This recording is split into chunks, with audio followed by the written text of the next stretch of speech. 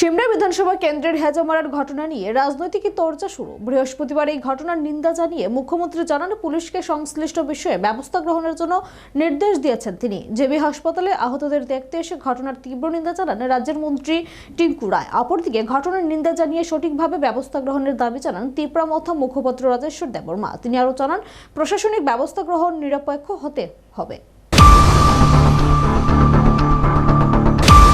সিমলা বিধানসভা কেন্দ্রের হেজামারায় বিজেপির কার্যালয় নির্মাণস্থলে হামলার ঘটনাকে কেন্দ্র করে মথা এবং বিজেপি দলের মধ্যে রাজনৈতিক তরজা শুরু হয়ে গেছে।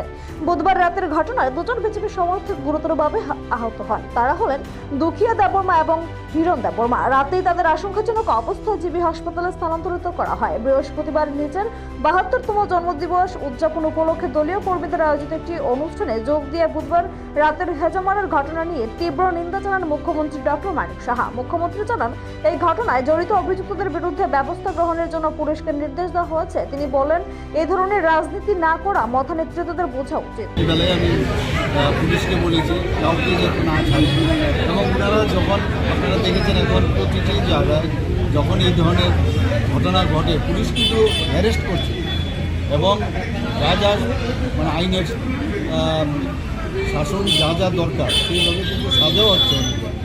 আমি বলে দিয়েছি কালকে যে কোনো অবস্থায় যাতে না ছাড়া হয়, কিন্তু আমরা কমজোর হয়ে কাউকে বলবো যে কী হচ্ছে, কেন হচ্ছে, দ্যাট আই উইল নট।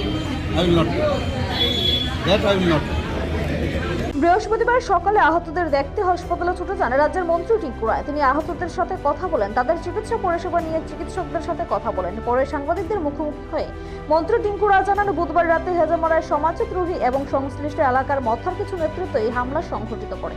হাতুড়ি দিয়ে বিজেপির এক কর্মীর মাথায় আঘাত করে গুরুতর অবস্থায় বর্তমানে জিবি হাসপাতালে চিকিৎসাধীন রয়েছেন। এই বিজেপি কর্মীকে দেখতে হাসপাতালে ছুটে এসেছেন বলে জানান তিনি। ঘটনার তীব্র নিন্দা জানিয়ে মন্ত্রী টিঙ্কু রায় বলেন, এই ধরনের ঘটনা কোনো মতেই কাম্য নয়। একটা রাজনৈতিক দল প্রতিনিয়ত সন্ত্রাস চালিয়ে যাবে, এই বিষয়টিও কাম্য নয়। দলের ঊর্ধ্বতন নেতৃবৃন্দ বিষয়টি নিয়ে ভাবছেন বলে জানান তিনি। এবং সেখান থেকে হসপিটালে নিয়ে আসে, তাকেই দেখতে আসি। এখন সিটি স্ক্যান হচ্ছে এবং হসপিটালে ভর্তি করা হয়েছে। প্রায় তো এরকম ঘটনা দেখা যাচ্ছে। দেখুন, এই বিষয়গুলো নিয়ে বারবার আমরা নিন্দা জানিয়েছি বা আমরা অনেকবার সেগুলোকে নিয়ে পুলিশ কমপ্লেইনও হয়েছে, তো সেটাও হবে, কিন্তু এগুলো কাম্য নয়। একটা এরকম পলিটিক্যাল পার্টি প্রতিনিয়ত সন্ত্রাস করবে, এটাও তো ঠিক নয়। তো সেটা নিয়ে ভাববেন, আমাদের ঊর্ধ্বতন যারা আছে তারা সেগুলো নিয়ে ভাবছেন।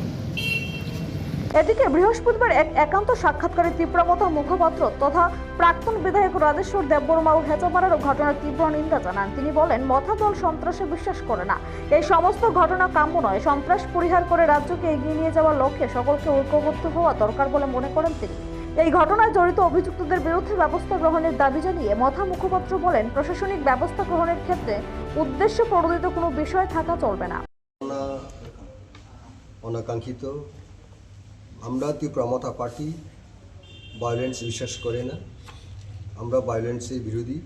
বরাবরই আমাদের মহারাজা পার্টির ফাউন্ডার উনি বলে থাকেন আপনাদের মাধ্যমে, উনি নিজে সোশ্যাল মিডিয়াতে আছে বলে থাকেন, রাজ্যবাসীদের কাছেও বিভিন্ন সভা সমিতিগুলি থেকে বলে থাকেন যে ভায়োলেন্স আমরা বিশ্বাস করি না।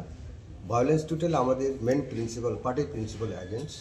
গতকালকে যে ঘটনা হয়েছিল হেজামারাতে, এটা আমরা সম্পূর্ণভাবে নিন্দা করি। এই সমস্ত ঘটনা ভায়োলেন্স কাম্য নয়, আমরা পরিহার করা দরকার। এদিকে হেজামারার ঘটনাকে কেন্দ্র করে গোটা মোহনপুর মহকুমায় রাজনৈতিক উত্তেজনা ছড়িয়ে পড়ে। হেজামারায় বিশাল সংখ্যক পুলিশ বাহিনী মোতায়েন করা হয়েছে। পরিস্থিতির উপর নজর রাখতে চলেছে পুলিশ প্রশাসন। নিজস্ব প্রতিনিধি রিপোর্ট, এশিয়ান টাইমস।